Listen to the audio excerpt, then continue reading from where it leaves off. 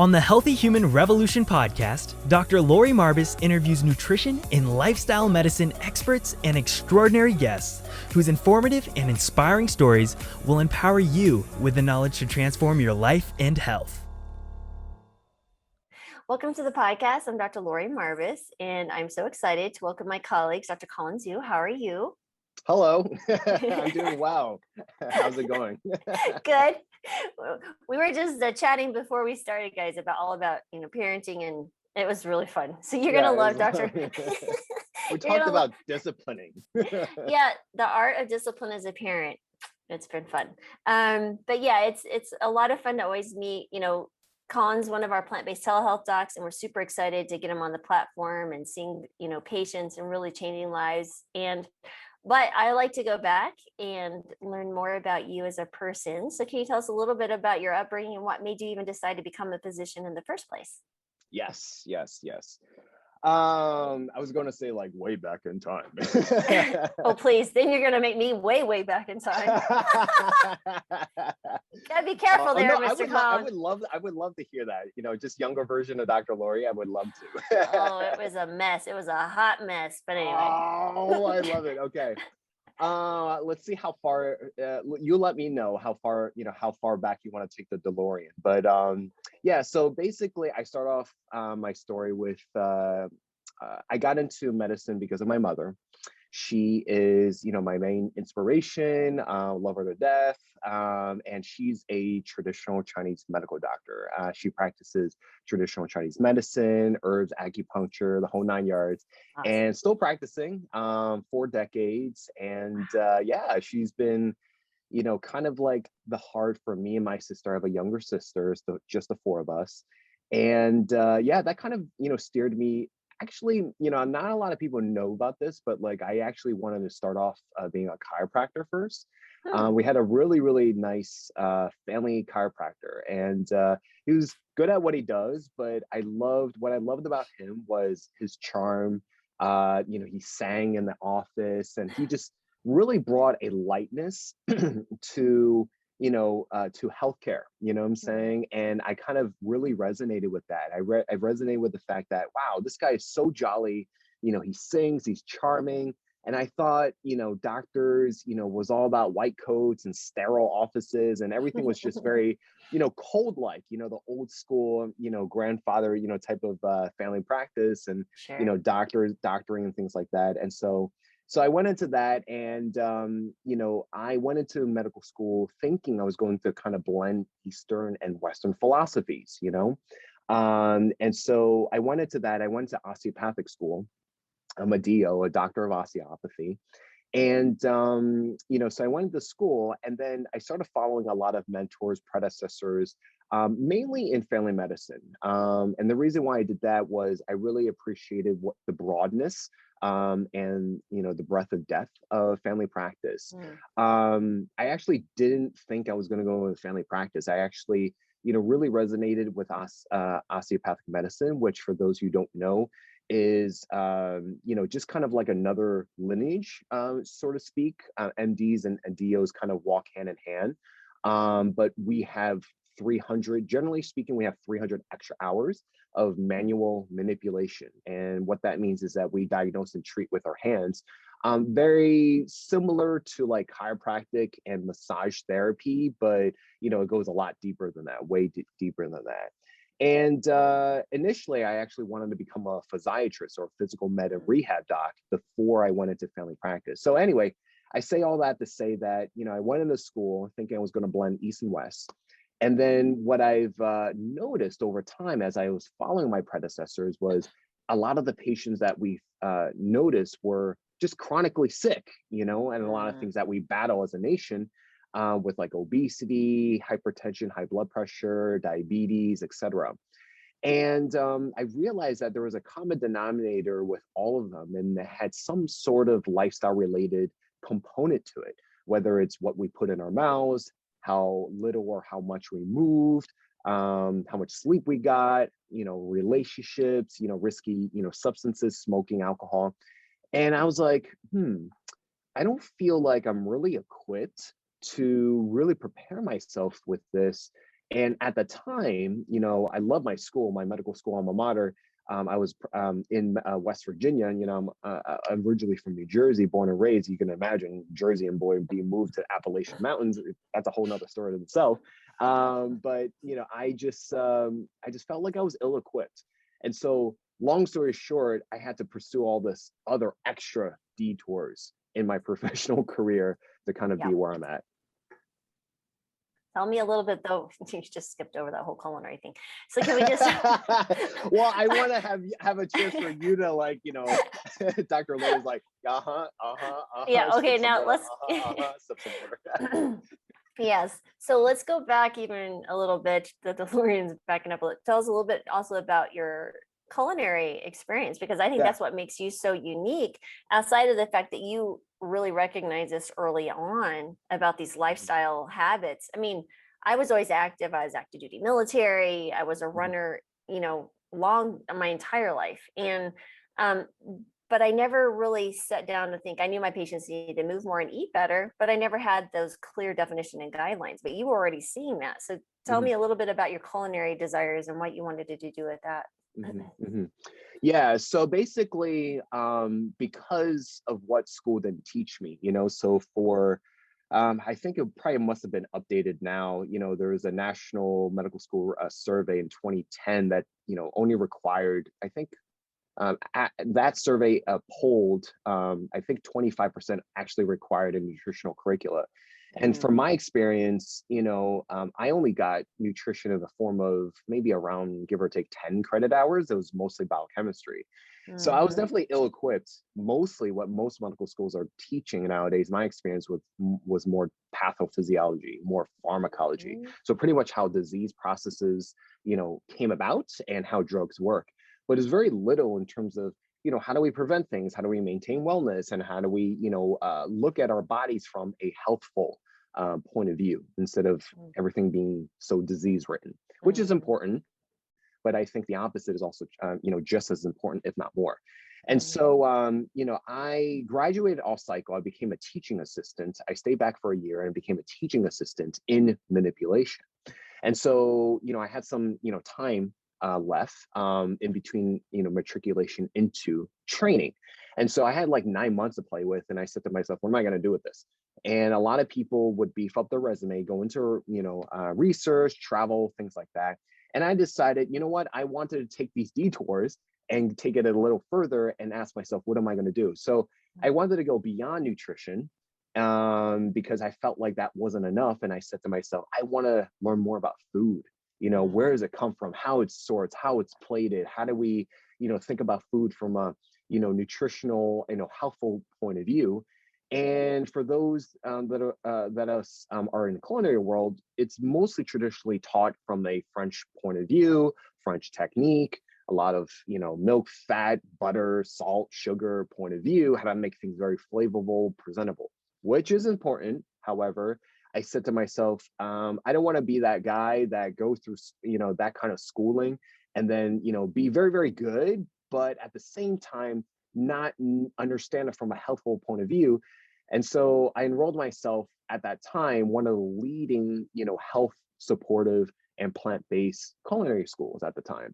And it was called the Natural Gourmet Institute. It was created in the 70s by Anne-Marie Colvin, who was a PhD, and she was a pioneer, you know, health educator at the time. And, you know, it was a very small school. And, you know, I went through that program, graduated, and then did my internship. And pretty much after that, I went into residency. Wow. And so I get a lot of questions asked, like, you know, do you just do this as a hobby and things like that? And I said, no, you know, I have full intention of using this to, you know, to educate, to, you know, do workshops and do whole demos. And, you know, and I started doing that actually starting from residency. I gave my first initial like lectures from a resident. And from there, I also joined the American College of Lifestyle Medicine, which is a professional organization about teaching and helping patients in hospitals and academic settings alike to, you know, educate and teach from a lifestyle, evidence-based lifestyle approach. So I joined their ranks from a resident perspective. And so I use all these education to do what I do, a part of what I do, and that's publicly speak, hold demos, workshops, things like that. And it's been a very enjoyable experience, very for sure non-traditional. I tell a lot of people, like, I'm very atypical as an Asian, I'm very atypical as a son, I'm very atypical as a physician. There was at one point, because I did locum tenens for like 4 years, my dad was like, I don't even think he's a doctor anymore. I don't even think he's, it's like a real job, because he's like, why does a doctor move around? He's like, I don't understand that. Doesn't a doctor stay in one place? I'm like, yes, Dad. Yes, I pay the bills, hey, I was able to pay off my debt in 2.5 That's years. awesome. So I'm doing something right. So exactly. I think we need more people that are willing to disrupt the system and look at things and make things better. That's the only way we move forward, right? It's just like looking at the work week of residents. When I was a resident, that first 80 hours per week that you get to work, ooh, they're cutting you down to 80-hour per work week like that. And most people are like, you did what? 80 hours is still normal, double what the average work week is in America. And of course, they didn't really follow it too well, but they tried. My first year of my residency, and before that, it was like 120 hours or whatever per week was just your norm. Like, you're there all the time. But we can't change it until people step up and start doing things differently and say there's a better way. There doesn't have to be the things don't have to be so hard, and you don't have to try to kill people in the process. So no, definitely not kill people. yeah, but as far as your when you talk about bringing in the culinary side of things, and as a physician, what do you think the value of those two skills merging together, where do you think that's helping your patients, or would you like to see it helping patients, or using as these workshops? Like, what are you teaching exactly? What do you hope they gain from it? Kind of talk me through that. Yeah, so I think there's a lot of advantages of being a family practitioner, because you're kind of at like ground zero with your community. In a way, we're seen as a lot of things, a role model, a community leader, a gatekeeper to us, to all the specialists. And, some of that's really, really in the thick of things, thick in the weeds, with our patients. And I really enjoy it. I went into family practice because I love the relationship. I love the rapport. And then a lot of my colleagues, they went to, towards like super specializations, and, and I understand that, they wanted to do their own thing. So from my family practice, experience, I get a lot of the same common questions of, you consult with them, right? You coach them through, their very limited patient visit about, how to eat better, and, what is the family situation like? What is the household situation like? And just understanding what their environment is, and then also understanding, how they look at the world, how they look at the food industry, how they look at the health industry, what is their role in the household, and, and then figuring out, how do we make tweaks in order to up level where they're at, right? And so I went plant-based, probably going on, what year is it? Maybe like 7-8 years now.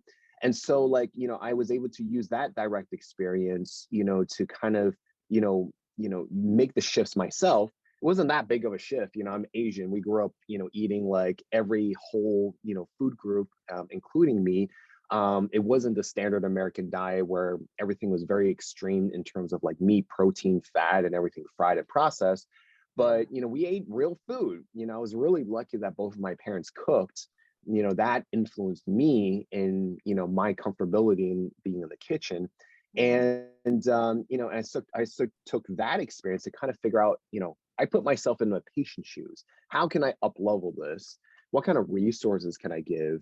And, how do I say, like, you can do this, you can get that, you can, enlist this person. So I was able to kind of take that experience, and then, teaching workshops at conferences, for physicians. It just kind of turned out to be that way. Teaching physicians, teaching primary care physicians, I was able to kind of make tweaks like that. So, yeah, I don't know if that answers the question, but. Yeah, no, I think so. I think I see two things in there. So first, as a parent who went plant-based with three teenagers almost 10 years ago, my kids are always come from the kitchen. That's because I'm lazy, right? So I'm like, I got three able-bodied persons here. Y'all come chop some, made them chop the onions. I don't care. It's like, go figure out, go wear the mask, go do something. I don't know. But they're gonna help. They do the dishes. We had the rule: if you dirty it, you clean it. Just because life is too busy. Because I learned very quickly in medical school with three kids, you're like, you're gonna get it. But it worked into my advantage because they're all very good cooks right now. So they're Mm. not afraid to go experiment, in the kitchen. Like Jonathan, who's 25, went and literally is brought all these groceries and was, I'm just experimenting with some recipes because he's launching his own tea company. I'm like, go, man. Can I try some? and and Gabe hit my tofu scramble is a Gabe recipes 22. So, and Emily's, she just makes really delicious food too. But the whole point of that is just, don't be afraid to bring the family when they're little, right? Get them all involved. I think that's brilliant. And then the physician side of things, it's just interesting. What is the one thing, the one tool, the one hack, the one habit, whatever it is that you found that they take and run with it and has been very helpful? What have you brought in from your culinary experience with your doctor experience, and that those two worlds as they come together? What have you found that you have that special unique talent or knowledge that you can impart with to other people that they found like, oh wow, I never thought of that? Or is there anything Yeah, there? yeah, yeah. I don't think there's one. If you're talking about from me teaching from a physician to a parent, or from a physician to a physician point of view, I think they're kind of the same. I think Mm, what lifestyle medicine, really taught us, at least it taught me, was the power of, being a role model again, and the power of practicing what you preach, and, mm, and to really just own. It teaches you accountability, for the most part, because I think morally and ethically, more morally, it just doesn't really sit well with me that, if I want to teach something to you, that I don't do it myself, right? Or at least haven't tried it myself, right? And so, like, I think that's what's given me the most advantage to, being able to resonate with people, mm. with patients. They just look at me, and they're like, well, first, they don't, a lot of them, they're like, I think you're too young to be a doctor, right? And Dr. Lori, for those of you who haven't seen her, she doesn't look like a day over like 21. So Oh, I'll pay you later. and so and I do my best to stay relatively, fit, and stuff like that. And so when Mhm, they see you and they look to you as an example, mhm, it gives yourself more credibility, and it gives them an added push of being like, well, it's not just, my doctor telling me what to do, but mhm, I want to see him and others, to mm, look to as an example. And I think that's mhm, the biggest, thing I give to people is authenticity. What I'm saying? mm. I keep it as real as possible. First, I'm Asian and I'm from New Jersey. We keep it real as much as possible. Yeah. For those of that are listening from the Northeast, we keep it real. Sarcasm is like our, second language.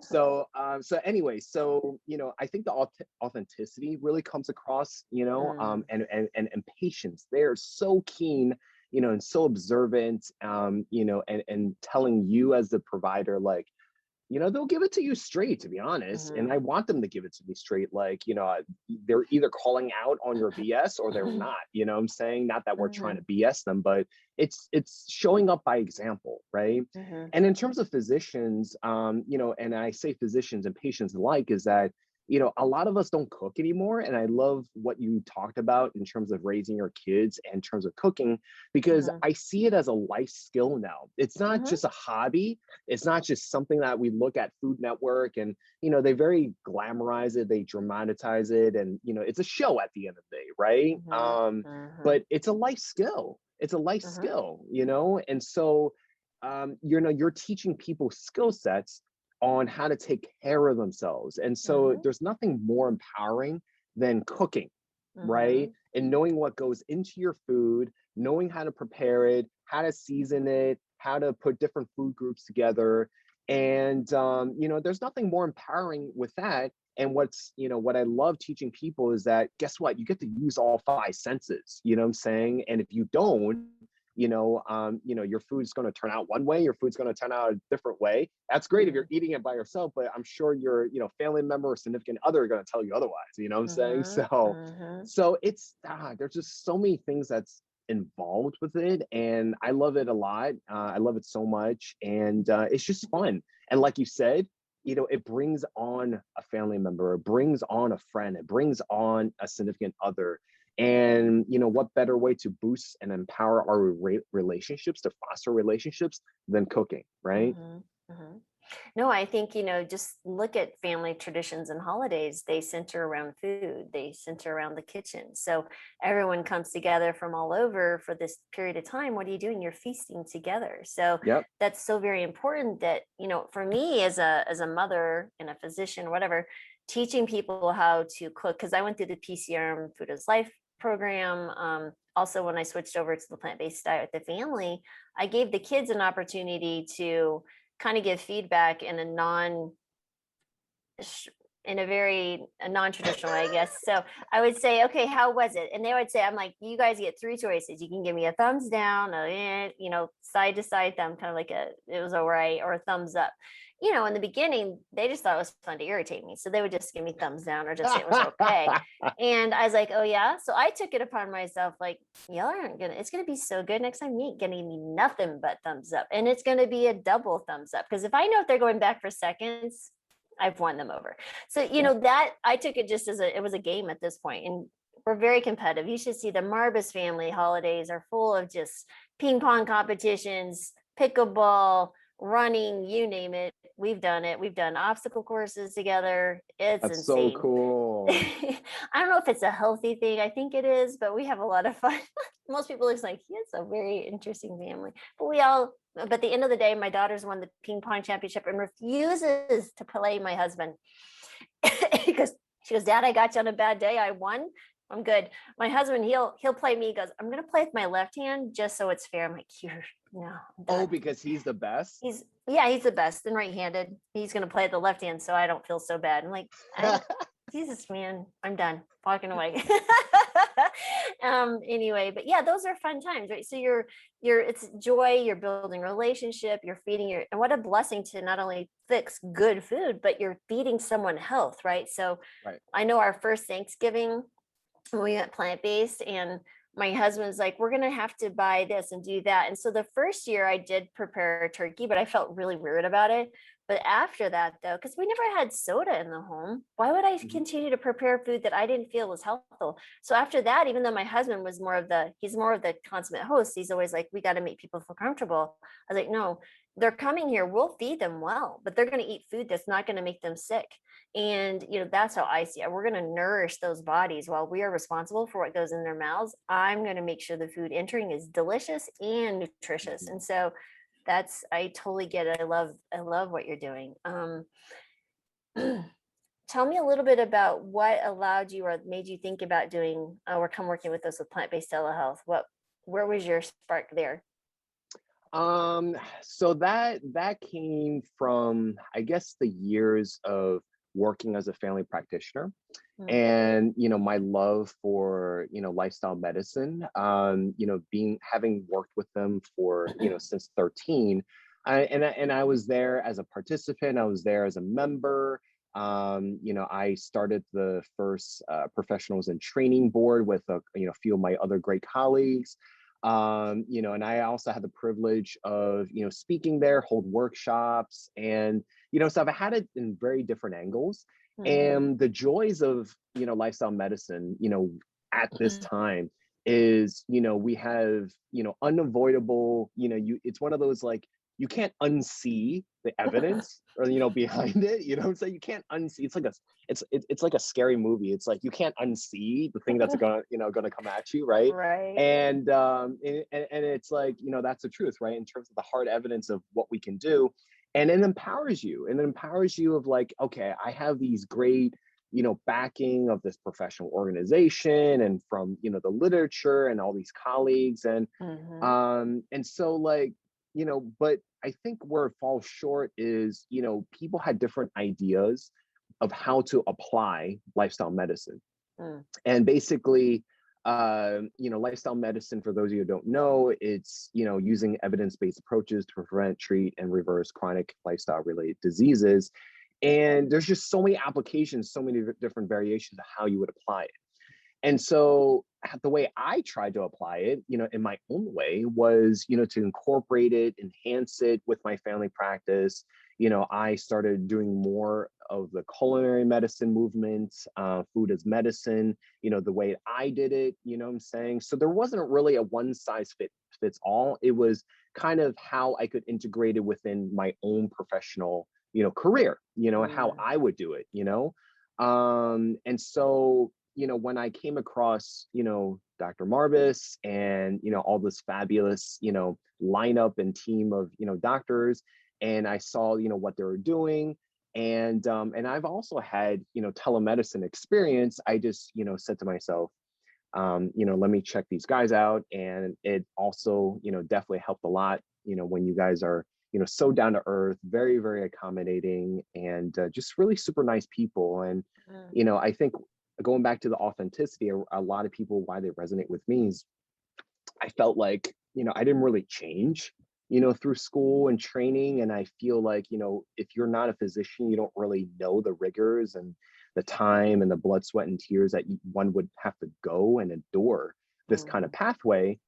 And, it's like, I was really grateful and humbled that I didn't really change as a person. And so I could see that, within, Dr. Lori and, Anthony and, everyone else, for the short amount of time that I've been here. And I just felt like, it just felt like, not just a team, but, a newfound family.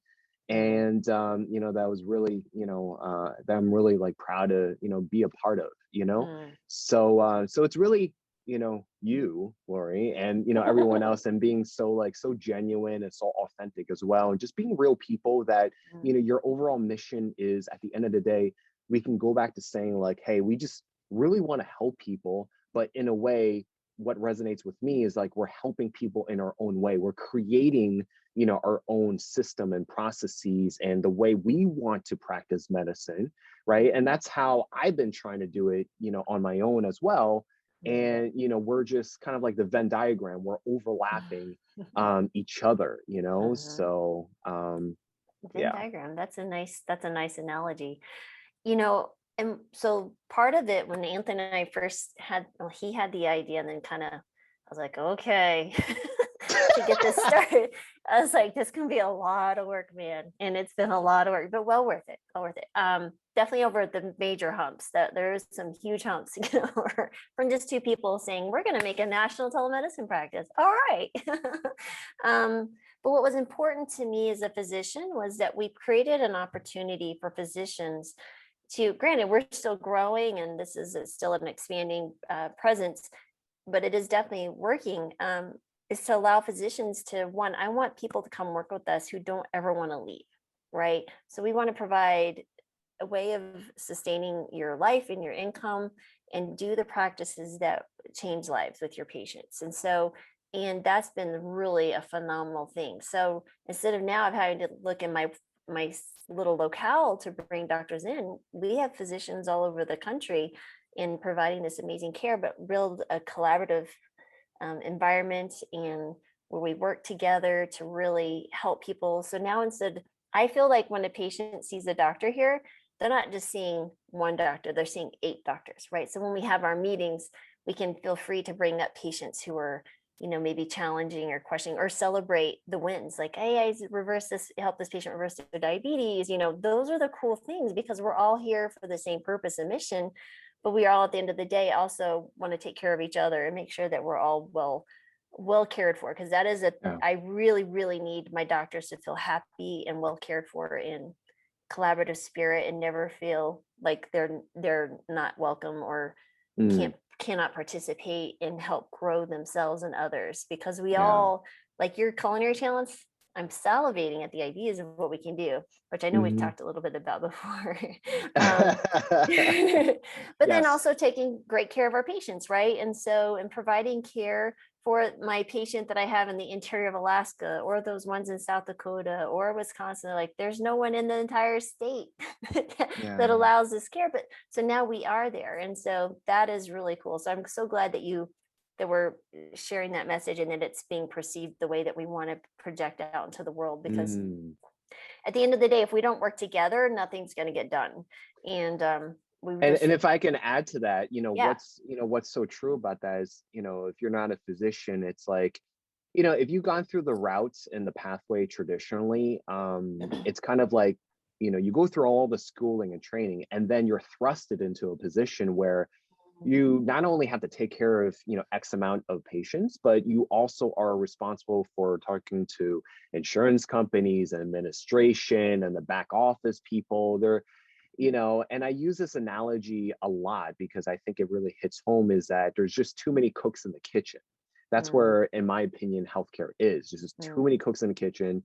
People who are in the culinary world know that that is not a good working system. There's actually a lot of parallels between the kitchen and, medicine. There's a very similar hierarchies and, infrastructure. Anyway, but, what you've done is kind of remove a lot of the middle people and just whittle it down to the necessities. And I love what you said about making sure that we're taken care of, accommodated for, and because at the end of the day, if you're not a physician, like physician self-care, burnout, wellness, physician suicide, these are all real, very real topics, especially during the pandemic, because it's even more unearthed, and brought to the forefront. So I feel like where we're at now couldn't be at a better time to really hit home for people of, from the patient point of view, I need resources, I need help, I need some education, I just need some guidance. And then from the physician point of view, it's like, we have the education, we have the experience, we have the expertise, where can we meet these people, right? And so it's like, meeting these guys, together, meeting the both parties together, and then just stripping out the fat, right? Very pun intended. So. Yeah, no, I love it. And what's really cool is I look at, there's 8 of us now. We'll probably be 10 by the end of the year. Can we have jerseys? We can have jerseys, right? Oh, yes. And I need to actually get your size. Speaking of that, everyone, yes, I have. I'll just call me number 8. So. Okay. Yes. Yes, but we do have stuff I need to get you, because I need to get your size. I do them in bulk orders. I get to like 2 or 3 of you guys, and then I order and send everything out. But I do need to get that, by the way. That's really important. But where was I going with that? It's just looking at this huge, amazing talent pool just with 8 of us, and then Anthony's skills as well as running everything else. The strategic component of that, the business building that, that's been interesting too, is just like going through the rigors of building as a business with physicians. And I just feel like I can come to you guys with anything. We can talk about, setting up group visits. We can talk about what is our no-show policy. We could talk about, here's our diabetics, so I feel like we have such a broad breadth and depth of experience and talent. We have people, engineers, chefs. We have people who've been around for 40 years doing plant-based nutrition, eating and physicians. We have someone in NASA. Come on. Yeah, I mean, come on, guys. You will not find higher quality of docs than we have French speakers, Spanish speakers, sign language. I don't have any of that. You're Chinese. I speak English. I work hard on that, and that's probably middle end. But your husband hasn't taught you any Tagalog? He speaks limited Tagalog. That's another story. He wishes he's taking it himself, but his parents didn't force it. Okay, him and I need a talk, because we're both in the same generation. So yeah. Well, he's a little older, but anyway. So he's just turned 51. I'll be 51 in October, and so I think he was just like, a day over 21. Yeah, I'll pay you later. All right. Yeah. And I feel like I'm in my 20s. Menopause is a little interesting situation, but it's all good. Yeah, those are my patients, and we talk a lot about menopause. Mm-hmm. Anyway, we're going down the path. You're like, all right. But I'm just so honored to work with you guys, and I'm so tickled that it's taking off the way it is. But and you're seeing patients in what states, and what states are you working on? Let's let these guys know. Yeah, so I'm based in LA, but I see patients from California, Washington, Texas, Florida, Connecticut, and soon to be New Jersey. Yes, that's excellent. So you guys got that. It's also listed on the plantbasedhealth.com website under Meet the Docs. You can scroll down to Dr. Zhu at the bottom with the Z's, but it's also listed at top. You just click on the doc and it'll scroll you down.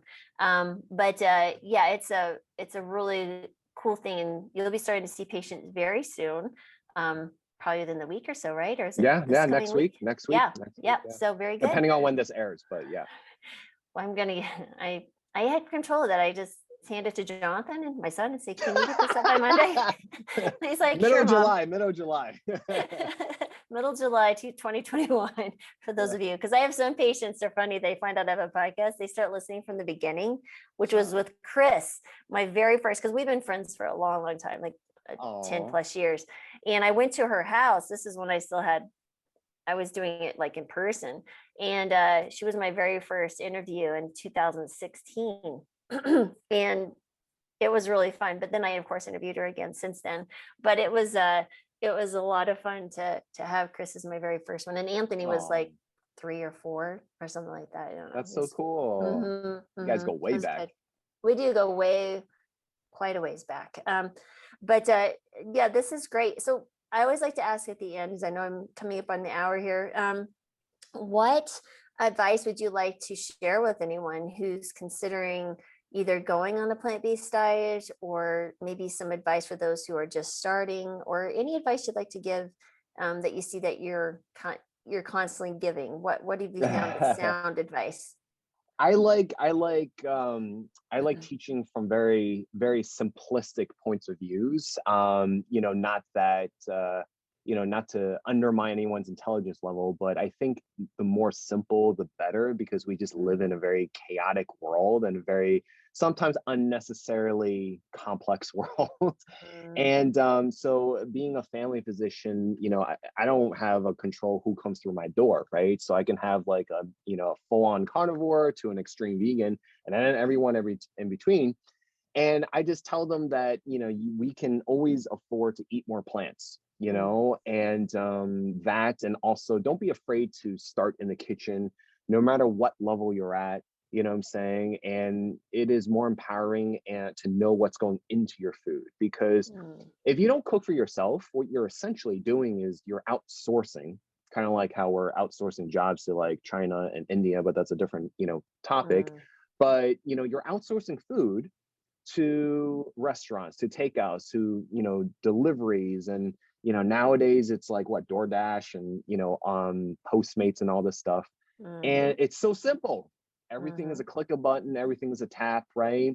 But what's not as simple is creating your own food. But the benefits of it is that, you're creating something that's going to be more nourishing for your body. And if you're taking into the account, besides presentation and flavor, if you're taking into account, nourishment and nutrition, then you are doing way more for yourselves in terms of up-leveling your health and wellness than all these other people that you're outsourcing to. Because at the end of the day, what are they doing? They're not focusing on your health. They're focusing on their bottom line, because at the end of the day, it's a business, right? So I think that's great. Don't outsource your health by cooking at home with Dr. Colin Zhu. Simple. So simple. That should be that's the next TV episode on FGTV or whatever it is, HGTV. Yep. Or Food Network or whatever. It's like, don't outsource your health. Gotta need to talk with them. I'll call them up later. Got you covered. Instead of grocery runs, let's do health runs. Yeah, right. There's actually so much to that. Actually run. And that's the cool thing too. Like, I am 50, I'll be 51 in a few months. I ran with my 25-year-old this morning. So, we should be able to do that generationally, right? Maybe not when I'm 75, keep up, but we should be able to do those physical things that we want with our family without hesitation. And this is a the biggest part of it, I feel, is like really what you're nourishing your body with will have the greatest impact. Investment into the future. Yes, yes. It's all about investment. So, and the compounding interest of that and keeping it simple. There's a book actually I started listening to. It's called Effortless. I finished it and went into another book called he wrote called Essentialism. Is Greg McKeown, I think is how we say it. What a great set of book. And I got him in the podcast. He's coming in September. I'm really excited. But that's a really good book. I'm starting to recommend it to patients. So I'm just going to throw that out there as a potential another thing. So, but anyway, guys, thanks everyone for listening. And thank you, Dr. Zhu, for joining us and sharing your inspiration and stories and experience. And I can't wait to hear how patients are loving you as well on the platform very, very soon. Thanks for watching, and I hope you enjoyed that video. Before you go though, please hit the subscribe button and the alert button so you will be notified whenever we upload any new videos. On Monday, we upload the Healthy Human Revolution podcast. Now, if you'd rather listen to the podcast, you can find it on all the major platforms, such as iTunes, Google Play, SoundCloud, and even Spotify. On Tuesdays, we upload the Doctor's In. This is where I answer your questions. Thinking of that, could you please comment below any questions you might have about health or wellness or any topics that you would like me to cover? Now, if you're looking for more resources on how to start a plant-based diet, sustain a plant-based diet, exercise, recipes, anything regarding wellness, we've got you covered. Check out healthyhumanrevolution.com. And again, thanks for watching.